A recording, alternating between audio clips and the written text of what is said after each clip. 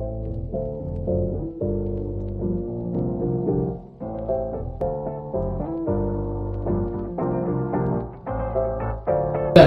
teman-teman, selanjutnya kita akan membahas soal terkait perpajakan.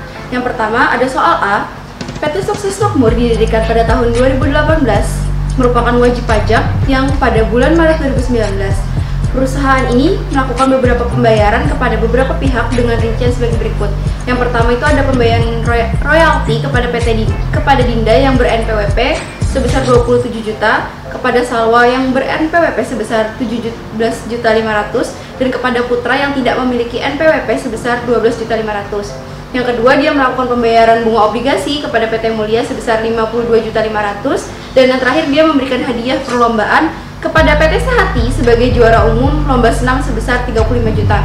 Yang pertama, kita akan membahas dulu tentang pembayaran royaltinya. Seperti yang diketahui di soal tadi bahwa Dinda memiliki NPWP, Salwa memiliki NPWP, sedangkan si Putra tidak memiliki NPWP. Untuk jumlah royaltinya, si Dinda menerima 27 juta, Salwa menerima 17.500.000 dan Putra menerima 12.500.000. Maka untuk PPh yang dipotong dari jumlah royalti tersebut tarifnya 15%. 15% kita kalikan dengan jumlah royalti yang diterima. Untuk Dinda 15% dikali 27 juta dapat hasil 4.050.000. Untuk Salwa dia 15% tarifnya dikali 17.500.000 dapat PPh yang dipotong 2.625.000. Dan untuk Putra yang tidak ber-NPWP dia 15% dikali 12.500.000, maka PPh yang dipotong adalah 1.875.000. Lalu kita harus mencari nih tambahan jika si wajib pajak tadi itu tidak memiliki NPWP. Untuk si Dinda dan Salwa dia memiliki NPWP, maka tidak ada tambahannya. Sedangkan untuk si Putra karena dia tidak memiliki NPWP, maka 100% dari jumlah PPh yang dipotong tadi, yaitu 1.875 akan ditambahkan kepada total PPh yang dipotong. Jadi total PPh yang dipotong untuk si Dinda adalah 4.050.000, untuk si Salwa sebesar 2.625.000 dan yang terakhir untuk si Putra 1.875.000. Dari jumlah PPh yang dipotong ditambah dengan karena dia tidak ber-NPWP 1.875, maka hasilnya adalah 3.750.000. Yang kedua adalah pembayaran bunga obligasi kepada PT Mulia sebesar 52.500.000. Maka tarif untuk pembayaran bunga obligasi masih sama yaitu 15% dikali 52.500.000, kita dapat hasil 7.875. Sedangkan untuk pajak hadiah itu dia membayarkan kepada PT Sehati sebagai juara umum lomba senam sebesar 35 juta, maka tarif 15% kita kali 35 juta, kita dapat hasil 5.250.000. Karena kita sudah dapat nih tadi berapa untuk royalti, berapa untuk pembayaran bunga obligasi, dan berapa untuk pajak hadiah, maka kita harus mencari jumlah PPh pasal 23 yang akan dipotong atau disetor perusahaan. Yang pertama, tadi ada royalti dari Dinda, Salwa, dan Putra. Ini hasil yang sudah kita cari tadi ada 4.050.000, 225 sama 3.750.000. Maka total dari royalti tadi semuanya adalah 10.425.000. Untuk pembayaran bunga kita dapat hasil tadi 7.875.000 dan untuk hadiah kita dapat hasil 5.250.000. Maka total PPh pasal 23 yang harus kita setor adalah 23.550.000 rupiah. Total dari 23.550.000 yaitu total PPh pasal 23 ini harus disetor di akhir bulan atau paling lambat pada tanggal 10 bulan selanjutnya. Selanjutnya untuk soal B, itu Bendahara Pengeluaran Dinas Kota Madia A pada bulan Maret 2019 melakukan pembayaran atas yang pertama ada pembelian alat tulis kantor dari toko Aneka sebesar 1.750.000 termasuk PPN. Yang kedua ada pembelian alat berat dari PT UTS sebesar 755 juta termasuk PPN. Dan yang ketiga adalah penyerahan barang dari PT Sejati sebanyak 25 unit komputer dengan harga 5.000 per unit termasuk PPN. Kita harus menghitung berapa jumlah PPh pasal 22 yang dipungut. Yang pertama ada pembelian alat tulis kantor dari toko Aneka. Harga belinya adalah 1.750.000 sesuai dengan rumus dasar pengenaan pajak PPN yaitu 100 per 110 dikali dengan harga belinya 1.750.000, maka dasar pengenaan pajak PPN kita adalah 1.590.909. Maka PPh pasal 22 yang harus kita pungut untuk pembelian alat tulis ini adalah 1,5% dikali dengan 1.599.909. Kita mempunyai hasil yaitu 23.860. Selanjutnya ada pembelian alat kantor dari PT UTS sebesar 755 juta dengan harga termasuk PPN. Jadi harga pembelian tadi adalah 755 juta, sama seperti cara tadi, dasar pengenaan PPN 100 dibagi 110 dikali harga beli 755 juta, kita dapat hasil dasar pengenaan PPN adalah 686.363.636 rupiah.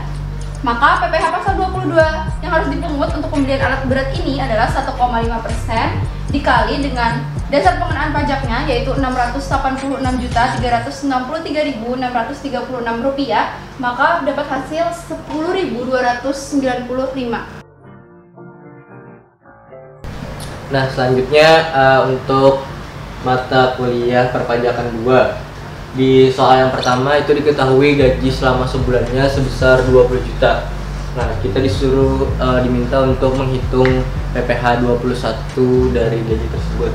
Di soal juga dijelaskan bahwa ada premi JKK sebesar 1% dari 20 juta itu.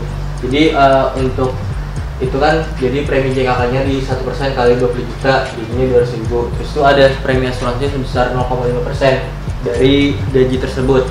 Jadi 0,5% kali 20 juta dapat sebesar 100.000. Nah, ini semua jadi penambah, jadinya dapat 20.300 penghasilan brutonya. Nah, dari penghasilan brutonya ini nih dikurang dengan biaya jabatan, karena di situ ada biaya iuran pensiun, jadi dikurang juga, sama iuran JHT-nya juga nanti dikurang. Nah, biaya jabatan ini 5% dari penghasilan bruto atau maksimal 500.000. Nah, karena 20 juta 300 dikali 5% itu lebih dari 500.000, maka langsung aja di biaya jabatannya itu kita kurangi sebesar 500.000. Di iuran pensiunnya dikatakan sebesar 50.000 dan iuran JHT-nya itu sebesar 25% dari 20 juta tersebut. Nah, jadi 20.300 dikurang 1.050.000, hasilnya hasil penghasilan neto selama sebulan 19.250. Nah, untuk mencari penghasilan neto selama setahun tinggal dikalikan 12. 19.250 dikali 12 dapat nih 231 juta. Nah, karena si beliau ini menikah dan memiliki 2 orang anak, maka PTKP-nya yang pertama karena dia seorang individu, jadi dikurang 54 juta dulu. Terus tuh dia punya istri dikurang 4.500, dikurang anak 2 4.500, dikurang 4.500 lagi. Jadi total semuanya tuh 67.500 PTKP-nya. Nah, dapatkan nih 163.500 PTKP selama setahun. Nah, ini yang nantinya akan dikenakan pajak berdasarkan tarif.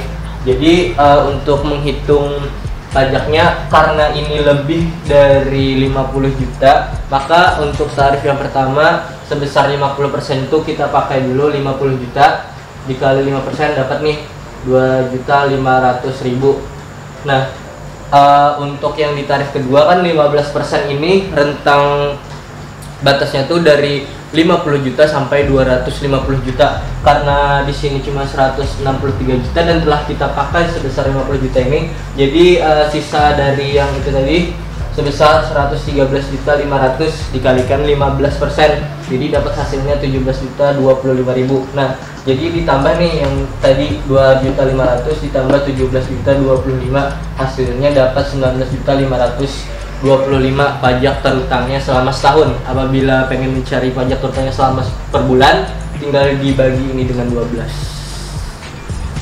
Ya, lanjut ke soal selanjutnya, itu menghitung pajak bumi dan bangunan.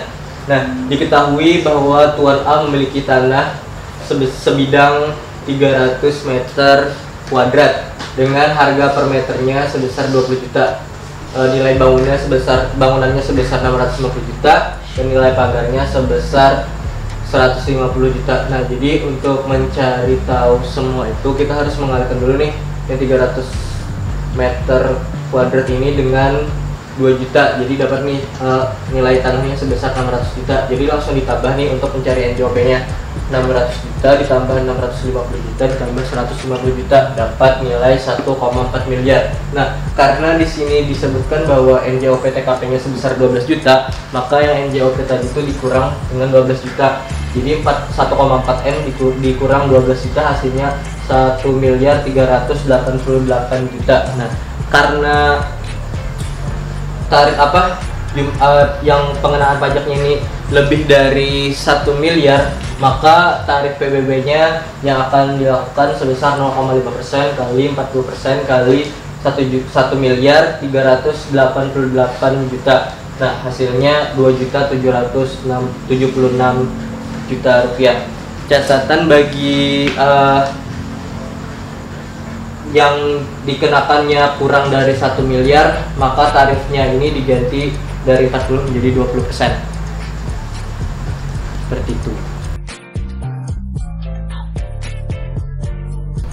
Ya, teman-teman, sekarang saya akan melanjutkan soal bagian B, yaitu nomor 1. Kalian bisa lihat di situ PT Maju telah melakukan penyewaan gudang senilai 40 juta rupiah selama 2 tahun kepada Tuan Anang, dan Tuan Anang mempunyai NPWP. Nah, di sana ditanyakan berapa PPh final sewa yang harus dibayar. Nah, kalian bisa lihat di sini untuk mencari PPh final sewa, kalian bisa langsung hitung 10% dikali dengan 40 juta rupiah dan hasilnya adalah 4 juta rupiah. Nah, sekarang langsung beralih ke soal nomor 2. Pemerintah daerah Republik Mimpi telah membeli sebuah mobil Daihatsu sebagai mobil dinas kepada PT Nusantara seharga 300 juta rupiah. Nilai tersebut sudah termasuk PPN. Berapa nilai PPh 22 yang harus dibayar? Dan siapa yang memungut PPh 22 tersebut? Nah, kalian bisa lihat di sini untuk mencari PPN. Kalian bisa menghitung 100 dibagi dengan 110 dikali 300 juta rupiah. Hasilnya adalah 272.727.273. Dan untuk mencari PPh 22, kalian bisa mengkalikan tarif dengan hasil nilai PPN yang sudah dihitung tadi, yaitu 1,5% dikali dengan 272.727.273 dan hasilnya adalah 4.090.999 rupiah.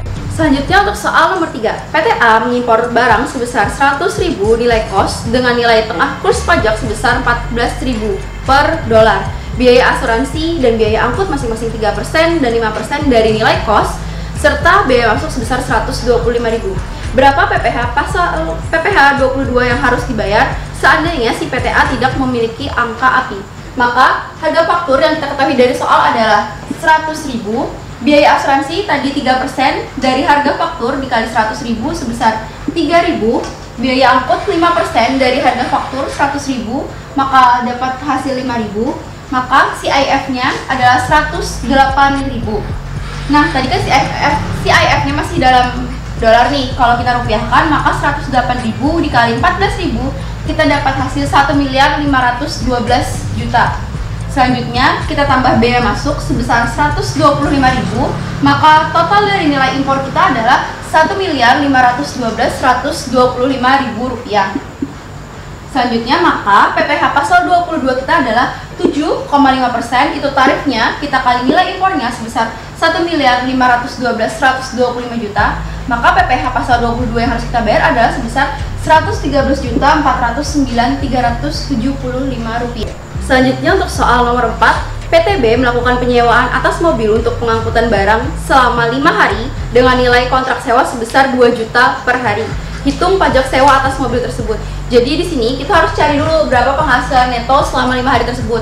Penghasilan neto selama 5 hari tadi berarti 5 hari dikali dengan 2 juta per harinya dapat hasil 10 juta rupiah.